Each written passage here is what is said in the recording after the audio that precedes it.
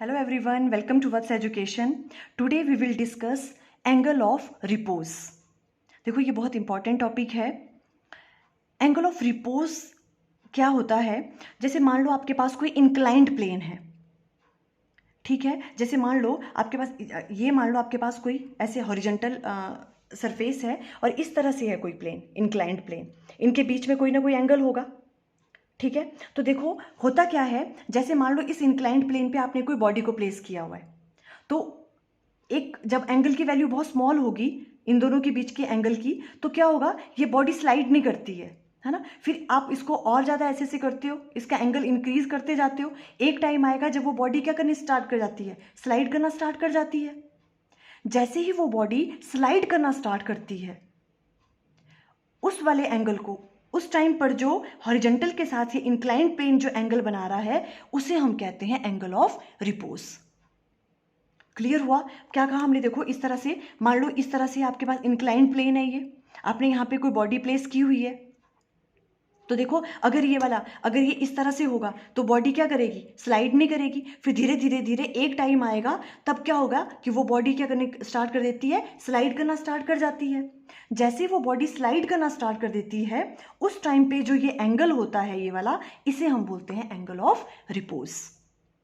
Clear है? तो देखो कैसे हम डिफाइन करेंगे. Angle incline to the horizontal at which a body just begin to slide down is called angle of repose. जैसे वो बॉडी क्या करना स्टार्ट करेगी, स्लाइड करना स्टार्ट करेगी, उस एंगल को हम कहते हैं एंगल ऑफ रिपोज. क्लियर हो गया? ओके. अब देखो इसमें कैसे कैसे हम कौन कौन सी फोर्सेस लग रही हैं. अभी एकदम से तो आपको बहुत सारा लग रहा होगा कि इसमें कौन कौन सी फोर्सेस हैं, बट ये आराम से अगर आप अच्छे से अंडरस्टैंड करोगे तो ये बहुत ईजी है. देखो मान लो ये इंक्लाइंड प्लेन है, आपने एक बॉडी को प्लेस किया हुआ है जिसका मास m है. अब इस पे कौन कौन सी फोर्सेस लगती हैं? एक तो देखो मास की वजह से mg डाउनवर्ड डायरेक्शन में लगेगी, mg इस डायरेक्शन में लग रही है. और नॉर्मल रिएक्शन लगता है सरफेस जो बॉडी पे लगाता है इस डायरेक्शन में, ये r लग रहा है नॉर्मल रिएक्शन. यहाँ तक कोई प्रॉब्लम नहीं है ना. mg इस डायरेक्शन में लग रही है और नॉर्मल रिएक्शन इस डायरेक्शन में लग रहा है. बट अब इस वाले केस में बिकॉज इंक्लाइंड प्लेन पे है बॉडी, तो जो mg है ये दो कंपोनेंट में रिजॉल्व हो जाएगा, mg cos theta and mg sin theta. ये वाली बात क्लियर है? दो कंपोनेंट में रिजॉल्व होता है ना. और तो देखो, तो ये जो mg है ये वाला हो जाएगा mg cos थीटा, और ये वाला कंपोनेंट जो होगा mg sin theta. mg cos theta और mg sin थीटा, दो कंपोनेंट में ये रिजॉल्व हो गया. क्लियर है?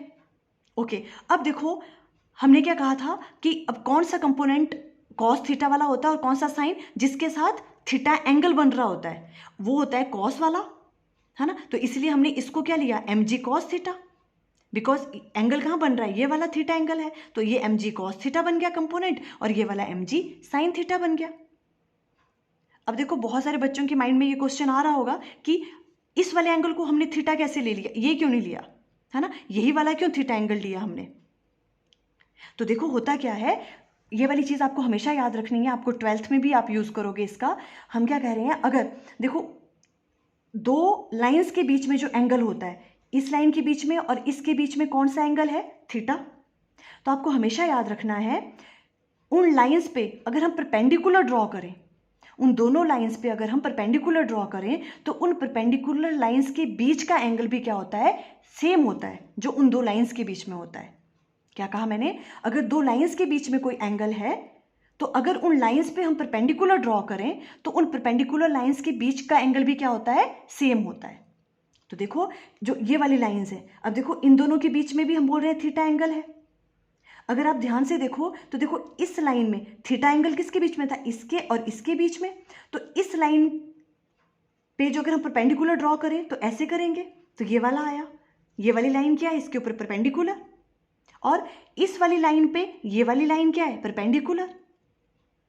तो इस लाइन पे ये वाली लाइन परपेंडिकुलर है और इस वाली लाइन पे ये वाली परपेंडिकुलर है.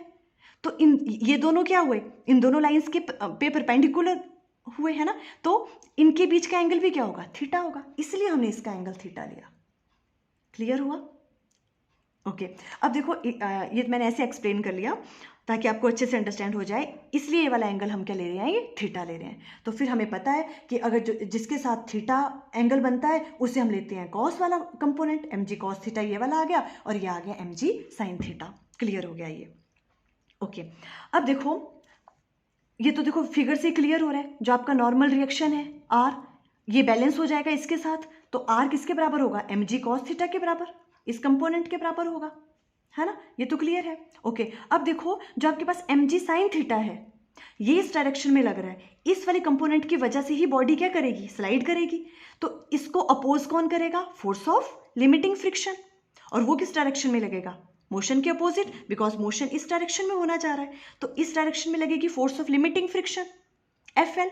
हमने लिमिटिंग फ्रिक्शन क्यों कहा, बिकॉज हम क्या कह रहे हैं कि हम कौन सा केस ले रहे हैं, जब body just begin to slide कर रही है, मतलब स्लाइड करना उसने जस्ट स्टार्ट ही होने वाला है उसका, तो उस टाइम पे कौन सी फोर्स ऑफ फ्रिक्शन लगती है, फोर्स ऑफ लिमिटिंग फ्रिक्शन, ये इस डायरेक्शन में लगेगी।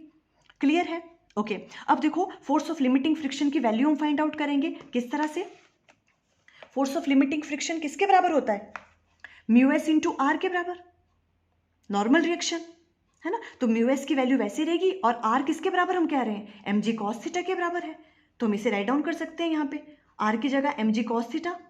तो फोर्स ऑफ लिमिटिंग फ्रिक्शन की वैल्यू क्या आ गई, mu S M G cos theta. कोई प्रॉब्लम यहाँ पे, क्लियर है। ओके तो देखो अब ये वाली जो वैल्यू है, ये वाली कौन सी आ गई आपके पास, mu S M G cos theta इस डायरेक्शन में लग रहा है, और एम जी साइन थीटा इस डायरेक्शन में लग रहा है। क्लियर है आपको ये। ओके अब देखो हमें एंगल ऑफ रिपोज की वैल्यू फाइंड आउट करनी है थीटा की।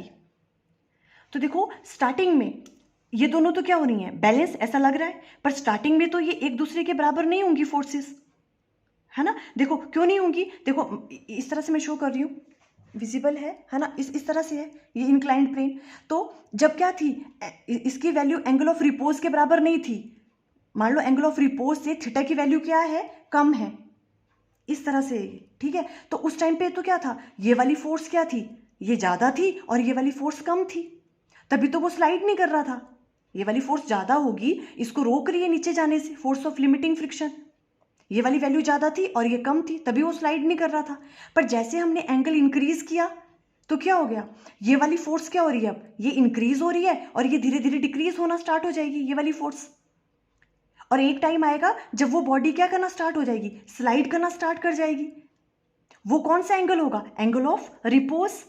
तो जब एंगल ऑफ रिपोज होगा तो ये वाली फोर्स और ये वाली force, force of limiting friction और फोर्स ऑफ जो भी आपके पास एम जी साइन थीटा वाला कंपोनेंट है, ये दोनों फोर्सेस क्या हो जाएंगी, एक दूसरे के इक्वल हो जाएंगी।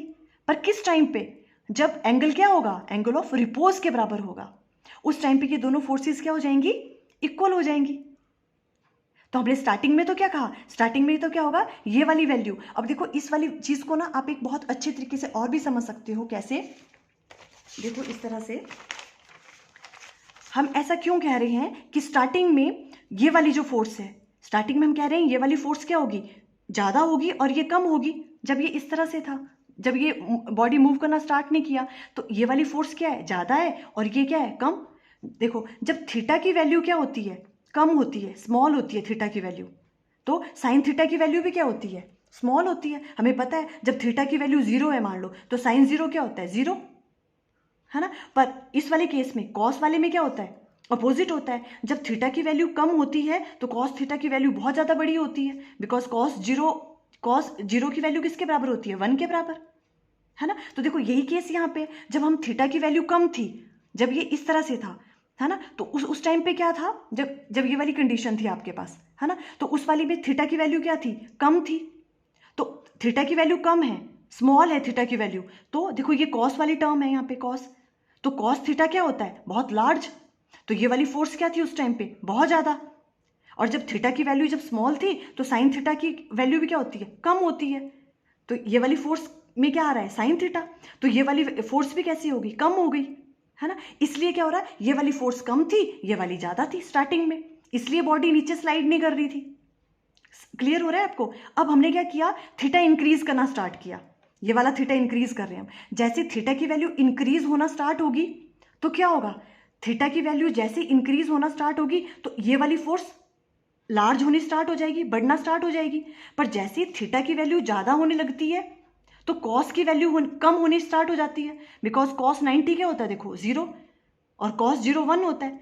जैसे ही आप थीटा की वैल्यू को इंक्रीज करोगे तो ये वाली जो फोर्स है, ये वाली फोर्स क्या होनी स्टार्ट हो जाएगी, कम, और ये वाली फोर्स क्या होने ज़्यादा स्टार्ट हो जाएगी होना, है ना। इसीलिए जैसे हम एक थीटा की वैल्यू इंक्रीज करते हैं और एक वो कंडीशन आ जाती है जब जो थीटा है वो किसके बराबर आ जाता है, एंगल ऑफ रिपोज के बराबर, उस टाइम पे क्या हो जाता है, ये दोनों फोर्सेस क्या हो जाएंगी, एक दूसरे के बराबर हो जाएंगी।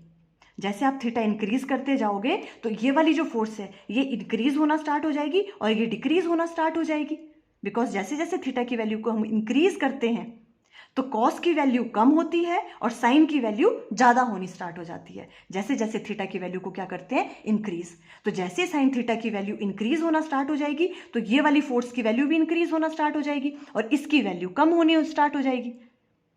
अब ये फोर्स कम लगेगी और ये वाली फोर्स ज़्यादा लगेगी, इसलिए एक पर्टिकुलर एंगल पे जैसे हम थीटा की वैल्यू को इंक्रीज करते हैं, जैसे वो थीटा एंगल ऑफ रिपोज के बराबर पहुंच जाता है तो वो बॉडी क्या हो जाती है, स्लाइड करना स्टार्ट कर जाती है। क्लियर हुआ आपको ये? ओके, तो उस टाइम पे जब एंगल ऑफ रिपोज, थीटा की वैल्यू एंगल ऑफ रिपोज के बराबर हो जाएगी तो ये दोनों फोर्सेस बराबर हो जाएंगे एक दूसरे के। तो देखो, when body just about to slide, उस टाइम पे क्या होगा, एम जी साइन थीटा आर पी हमने राइट डाउन किया अब इसको, बिकॉज एंगल ऑफ रिपोज, अब ये थीटा की वैल्यू कौन सी हो गई है, स्टार्टिंग में नहीं थी, कब हुई, जब ये बॉडी जस्ट स्लाइड करना स्टार्ट कर गई तो ये दोनों फोर्सेस बराबर हो गई। अब हम थीटा की जगह क्या ले सकते हैं, theta R angle of repose equal to हो जाएगा mu S M G cos theta R P के बराबर। अब हम इन्हें इक्वल कर सकते हैं। क्लियर हो गया? ओके, अब देखो, अब तो हमें इजी है, सिंपल, आपको कॉन्सेप्ट समझ आ गया। अब देखो, इन दोनों को हम बराबर कर सकते हैं, एम जी से एम जी कैंसिल आउट हो गया, साइन थीटा वैसे रहने दिया, कॉस थीटा को यहाँ लेके आ जाओ, cos theta R equal to mu S के बराबर आ गया। इसे हम राइट डाउन कर सकते हैं टेन थीटा आर, तो म्यू एस की वैल्यू आ गई टेन थीटा आर। तो एंगल ऑफ रिपोज की वैल्यू आप कैसे फाइंड आउट कर सकते हो, angle of repose equal to हो गया टेन इनवर्स म्यू एस के बराबर, सिंपल। अगर आपके पास coefficient of static friction given है तो आप एंगल ऑफ रिपोज की वैल्यू इस तरह से फाइंड आउट कर सकते हो आप। क्लियर है? ओके, वैसे देखो ये सिंपल सी थिंग थी, पर बेसिकली ये जब बॉडी है ये क्यों स्लाइड करती है ना, ये चीज़ हमने आज अच्छे से अंडरस्टैंड करी। बिकॉज जब एंगल की वैल्यू कम होती है, साइन थीटा की वैल्यू जब कम होती है तो साइन थीटा की वैल्यू भी क्या होती है, कम होती है। इसलिए ये वाली फोर्स कम लग रही थी और ये ज़्यादा लग रही थी, इसलिए वो बॉडी स्लाइड नहीं कर रही थी। पर जैसे जैसे हम एंगल को बढ़ाया तो क्या हो गया, ये वाली जो फोर्स है, थीटा के बढ़ने पे साइन थीटा की वैल्यू भी इंक्रीज हुई पर कॉस थीटा की वैल्यू कम होती गई, तो ये वाली फोर्स अब कम हो गई और ये वाली फोर्स ज़्यादा हो गई, इसलिए बॉडी ने स्लाइड करना स्टार्ट कर दिया। जब आपके पास उस वाले एंगल को हम क्या कहते हैं, ये वाला जो एंगल जब वो स्लाइड करना स्टार्ट करता है तब ये थीटा जो होता है इसको हम बोलते हैं एंगल ऑफ रिपोज। हमने इन दोनों को इक्वेट किया और यहाँ से एंगल ऑफ रिपोज की वैल्यू को फाइंड आउट कर लिया। अब देखो, कई बार एग्जाम में आपके पास इस तरह से भी पूछ सकते हैं, देखो क्वेश्चन, कि मान लो अगर आपके पास इस तरह से कुछ सिचुएशंस गिवन है कि अगर आपके पास थीटा गिवन है, मान लो शॉर्ट क्वेश्चंस में पूछ सकते हैं, अगर थीटा की वैल्यू लेस देन है थीटा आर से, एंगल ऑफ रिपोज से कम है थीटा की वैल्यू, ठीक है, ये वाली कंडीशन है, मतलब स्लाइड करना स्टार्ट नहीं किया उसने अभी तक, एंगल ऑफ ये वाली जो थीटा की वैल्यू है ये किससे कम है, एंगल ऑफ रिपोज से। तो बताओ कि बॉडी किस पे है, तो इस टाइम पे बॉडी किस पे होगी, रेस्ट पे होगी, है ना, स्लाइड नहीं करेगी वो। और इस टाइम पे कौन सी फोर्स ऑफ फ्रिक्शन लगेगी, कौन सी लगेगी, स्टैटिक फ्रिक्शन लगती है इस टाइम पे, कौन सी, स्टैटिक फ्रिक्शन। ये आपको पता है स्टैटिक फ्रिक्शन है, बिकॉज बॉडी मूव नहीं कर रही, और स्टैटिक फ्रिक्शन की वैल्यू किसके बराबर होती है हमेशा, अप्लाइड फोर्स, जो आप अप्लाइड कर रहे हो फोर्स के बराबर। देखो ये चीज़ें आपको पूछ सकते हैं ऐसे, है ना। अगर आपको ऐसे कहें कि अगर थीटा की वैल्यू एंगल ऑफ रिपोज के बराबर अगर है तो बताओ कि जो बॉडी है वो क्या कर रही है, मूव कर रही है या रेस्ट पे है, तो क्या होगा, body just about to move. आप क्या राइट डाउन करोगे यहाँ पे, body just about to move करना स्टार्ट करेगी वो, और उस टाइम पे कौन सी फोर्स लगेगी, फोर्स ऑफ लिमिटिंग फ्रिक्शन। कौन सी लगेगी उस टाइम पे, फोर्स ऑफ लिमिटिंग फ्रिक्शन होगी, और उसकी वैल्यू किसके बराबर होती है, म्यू एस इंटू जो नॉर्मल रिएक्शन होता है। और अगर थीटा की वैल्यू अगर वो कहें कि ग्रेटर देन है थीटा आर से, एंगल ऑफ रिपोज से ज़्यादा हो गई वैल्यू, तो अब क्या हो जाएगी, वो बॉडी मूव करना स्टार्ट कर जाएगी, बॉडी मूव करेगी यहाँ पे। और अगर आप फोर्स ऑफ फ्रिक्शन की बात करें तो उस टाइम कौन सी फोर्स ऑफ फ्रिक्शन लगेगी, फोर्स ऑफ काइनेटिक फ्रिक्शन, और उसकी वैल्यू क्या होगी, म्यू के इंटू आर। देखो इस तरह से भी क्वेश्चंस आ सकते हैं, स्मॉल क्वेश्चंस पूछ सकते हैं वो, ठीक है। तो देखो आज हमने एंगल ऑफ रिपोज के बारे में अंडरस्टैंड किया, आई थिंक आपको क्लियर हो गया। Okay, thank you.